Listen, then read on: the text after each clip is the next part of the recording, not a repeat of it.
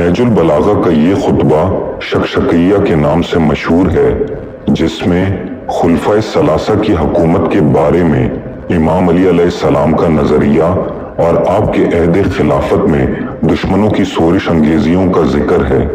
खुदा की कसम, फर्जंद अबू कहाफा ने पैराहन खिलाफत पहन लिया, हालांकि वो मेरे बारे में अच्छी तरह जानता था कि मेरा खिलाफत में वही मकाम है जो चक्की के अंदर इसकी केली का होता है।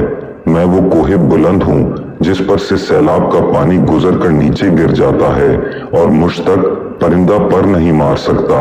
इसके बावजूद मैंने खिलाफत के आगे पर्दा लटका दिया और उससे पहलू तही कर ली और सोचना शुरू किया कि अपने कटे हुए हाथों से हमला करूं या इससे भयानक तेरगी पर सब्र कर लूं, जिसमें सिंध रसीदा बिल्कुल ज़ईफ और बच्चा बूढ़ा हो जाता है और मोमिन इसमें जद्दोजहद करता हुआ अपने परवरदिगार के पास पहुंच जाता है।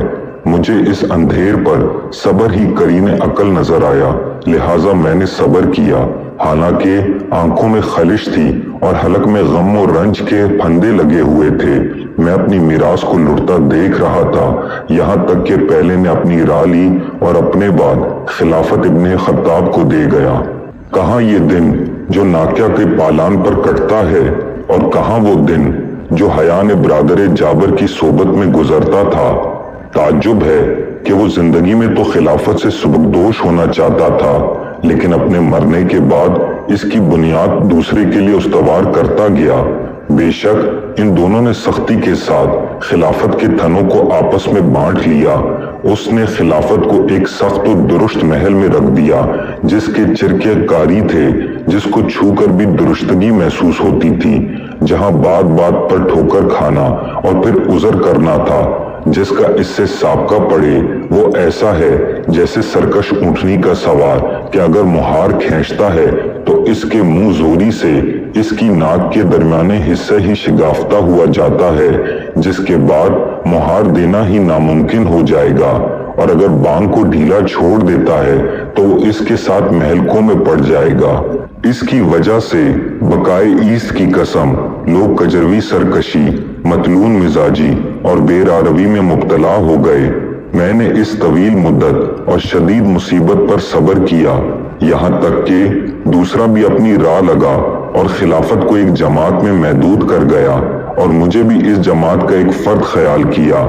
ऐ अल्लाह, मुझे इस शूरा से क्या लगाओ, इनमें कि सबसे पहले के मुकाबले ही में मेरे इस्तकाब को फजीलत में कब शक था, जो अब इन लोगों में भी शामिल कर लिया गया हूँ। मगर मैंने ये तरीका इख्तियार किया था कि जब वो जमीन के नजदीक होकर परवास करने लगे तो मैं भी ऐसा ही करने लगूं, और जब वो ऊंचे होकर उड़ने लगे तो मैं भी इसी तरह परवास करूं, यानी हत्तुल इम्कान किसी न किसी सूरत से निभा करता रहूं। इनमें से एक शख्स तो कीना व अनात की वजह से मुझसे मुनहरिफ हो गया और दूसरा दामादी और बाज नागुफ्ता बे बातों की वजह से इधर झुक गया। यहाँ तक कि इस कौम का तीसरा शख्स पेट फुलाए सरगीन और चारे के दरमियान खड़ा हुआ और उसके साथ इसके भाई बंद उठ खड़े हुए, जो अल्लाह के माल को इस तरह निगलते थे जिस तरह ऊंट फसले रब्बा का चारा चरता है। यहाँ तक कि वो वक्त आ गया जब उसकी भुटी हुई रस्सी के बल खुल गए और इसकी बदअमालियों ने इसका काम तमाम कर दिया और शिकमपुरी ने उसे मुंह के बल गिरा दिया। उस वक्त मुझे लोगों के हजूम ने दहशत ज़दा कर दिया, जो मेरी जानिब बजू के अयाल की तरह हर तरफ से लगातार बढ़ रहा था। यहाँ तक कि आलम ये हुआ कि हसन और हुसैन कुचले जा रहे थे और मेरे रवां के दोनों किनारे फट गए थे। वो सब मेरे गिर्द बकरियों के गले की तरह घेरा डाले हुए थे। मगर इसके बावजूद जब मैं अमरे खिलाफत को लेकर उठा तो एक ग्रोह ने बैत तोड़ डाली और दूसरा दीन से निकल गया और तीसरे ग्रोह ने फिस्क इख्तियार किया। गोया उन्होंने अल्लाह का ये इरशाद सुना ही ना था कि ये आखिरत का घर हमने इन लोगों के लिए करार दिया है जो दुनिया में ना बेजा बुलंदी चाहते हैं ना फसाद फैलाते हैं, और अच्छा अंजाम परहेजगारों के लिए है। हाँ, खुदा की कसम, इन लोगों ने इस आयत को सुना था और याद किया था, लेकिन इनकी निगाहों में दुनिया का जमाल घुप गया और इसकी सजदर ने इन्हें लुभा दिया।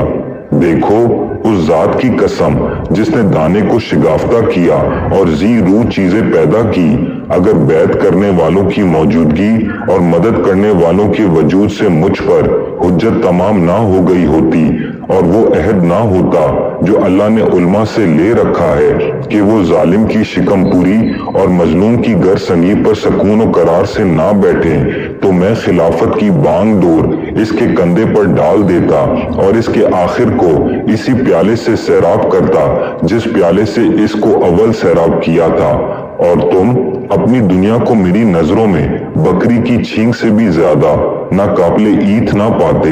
لوگوں کا بیان ہے کہ جب امام علی علیہ السلام خطبہ پڑھتے ہوئے اس مقام تک پہنچے تو ایک عراقی باشندہ آگے بڑھا اور ایک نوشتہ حضرت کے سامنے پیش کیا۔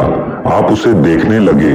جب فارغ ہوئے تو ابن عباس نے کہا، یا امیر المومنین علیہ السلام، آپ نے جہاں سے خطبہ چھوڑا تھا وہیں سے اس کا سلسلہ آگے بڑھائیں۔ حضرت نے فرمایا کہ اے ابن عباس، یہ تو ایک شکشکیہ تھا جو ابھر کر دب گیا۔ ابن عباس کہتے تھے کہ مجھے کسی کلام کے متعلق اتنا افسوس نہیں ہوا جتنا اس کلام کے متعلق اس بنا پر ہوا کہ حضرت وہاں تک نہ پہنچا سکے جہاں تک وہ پہنچانا چاہتے تھے۔